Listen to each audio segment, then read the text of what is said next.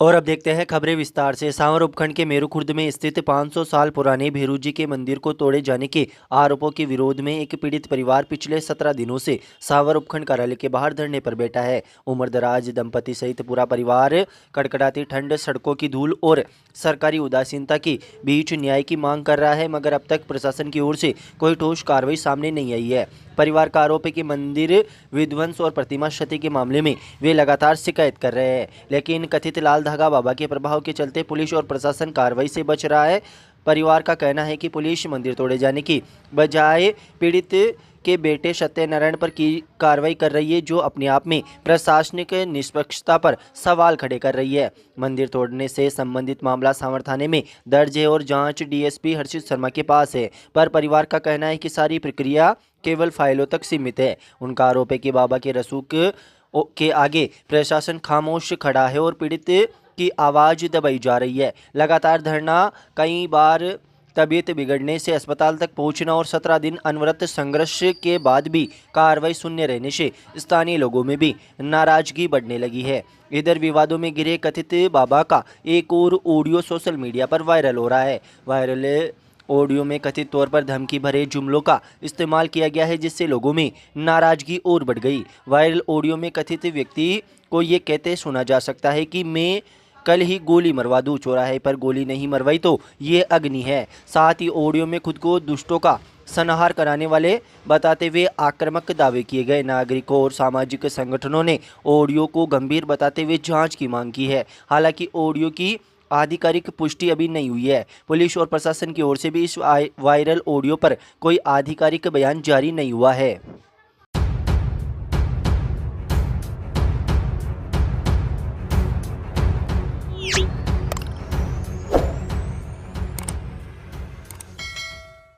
मुनि अनुपम सागर महाराज एवं मुनि निर्मोही सागर महाराज के पावन सानिध्य में रविवार को सकल दिगंबर जैन समाज केकड़ी के तत्वाधान में सुभाष नगर सुधा सागर स्कूल के सामने सापड़दा रोड पर नवीन जिनाले की भूमि पूजन कार्यक्रम उत्साह और भक्तिभाव के साथ संपन्न हुआ। सुबह घंटाघर स्थित आदिनाथ मंदिर से बैंड बाजों के साथ भव्य जुलूस निकाला गया, जो बोहरा कॉलोनी स्थित ऋषभ देव जिनाले व सापड़दा रोड स्थित नेमिनाथ मंदिर होते हुए नवीन जिनाले की भूमि स्थल पर पहुंचा। यहाँ मंगलाचरण के साथ कार्यक्रम का विधिवत शुभारंभ हुआ। समाज के श्रेष्ठ जनों ने आचार्य 108 श्री विशुद्ध सागर जी महाराज के चित्र का अनावरण किया और दीप प्रज्वलन किया। कार्यक्रम में मुनिश्री के पाद प्रक्षालन का सौभाग्य पदमचंद रोहित कुमार थांवला वालों को प्राप्त हुआ।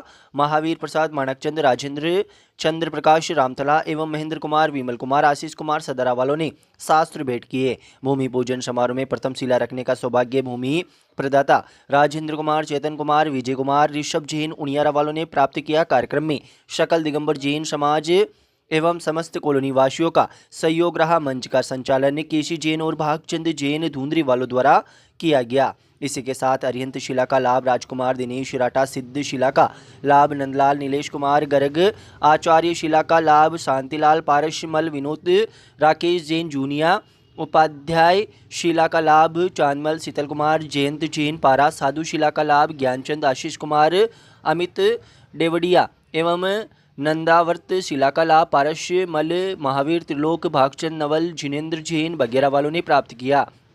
इस मौके पर बड़ी संख्या में जैन समाज के महिला पुरुष मौजूद रहे।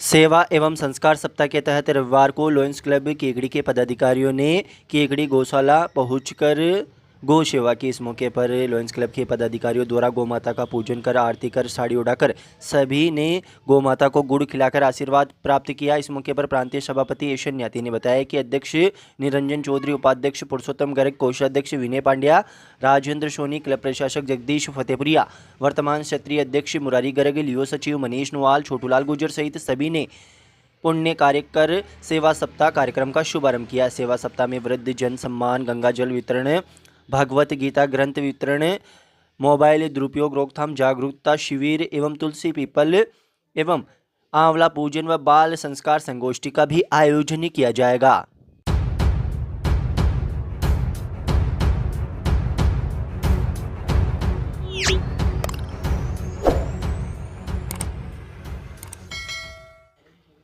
पीएम श्री राजकीय उच्च माध्यमिक विद्यालय केगड़ी में रविवार को एनसीसी कैडेट द्वारा एनसीसी दिवस बड़े हर्षोल्लास के साथ मनाया गया। प्रधानाचार्य गोपाल लाल रेगर ने बताया कि 11 राजस्थान बटालियन एनसीसी अजमेर के कमान अधिकारी अजय दादिश के नेतृत्व में स्थानीय विद्यालय के एनसीसी ऑफिसर हरिराम दरोगा और एनसीसी कैडेट्स के द्वारा एनसीसी दिवस पर पोस्टर मेकिंग प्रतियोगिता, जिसमें ऑपरेशन सिंदूर, एनसीसी फ्लैग और देशभक्ति से संबंधित एनसीसी कैडेट्स द्वारा पेंटिंग बनाई गई। इस दौरान एनसीसी कैडेट में अनुशासन, उत्साह और देश सेवा के प्रति प्रेम झलक रहा था। एनसीसी ऑफिसर हरिराम दरोगा ने कैडेट्स को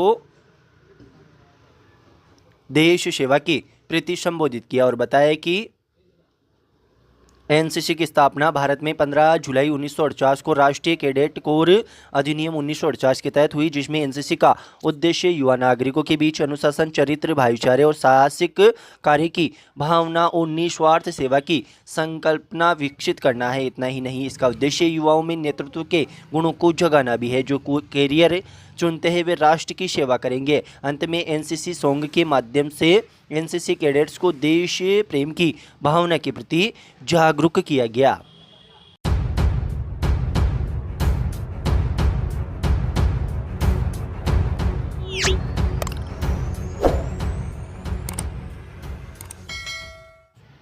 केकड़ी टोडा रोड पर डाई नदी की पुलिया के बरसात के दिनों में क्षतिग्रस्त हो जाने के बाद मरम्मत कार्य फिर से शुरू हो गया है, लेकिन जिस हिस्से का दोबारा निर्माण किया जा रहा है उसका आधार पिल्लर जर्जर हो गए हैं। ऐसे में बिना तकनीकी पुनर्निर्माण के सिर्फ ऊपरी सरफेस पर मरम्मत से भविष्य में कोई बड़ा हादसा होने की आशंका बनी हुई है। ग्रामीणों ने बताया कि बरसात के तेज बहाव के कारण पुलिया के अधिकांश पिल्लरों में गहरी दरारें आ चुकी थी। इसके बावजूद भी विभाग द्वारा पिल्लरों की मजबूती सुनिश्चित किए बिना ही सीधे आरसीसी कार्य शुरू कर दिया गया, जिससे यह मरम्मत महज औपचारिकता साबित हो सकती है। ग्रामीणों का कहना है कि यदि विभाग समय रहते पिल्लरों का पुनर्निर्माण पूर्ण नहीं करता है तो ये पुलिया कुछ समय बाद फिर से नाकारा साबित हो सकती है और आवागमन के लिए खतरा बनेगी।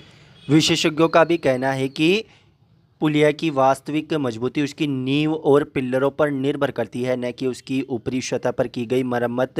ऐसे में अधूरा सुधार भविष्य में करोड़ की लागत और जनहानि का कारण बन सकता है। यदि अधिकारी समय रहते मामले की गंभीरता नहीं समझते हैं तो ये कार्य विभागीय औपचारिकता बनकर रह जाएगा और कभी भी कोई बड़ा हादसा हो सकता है।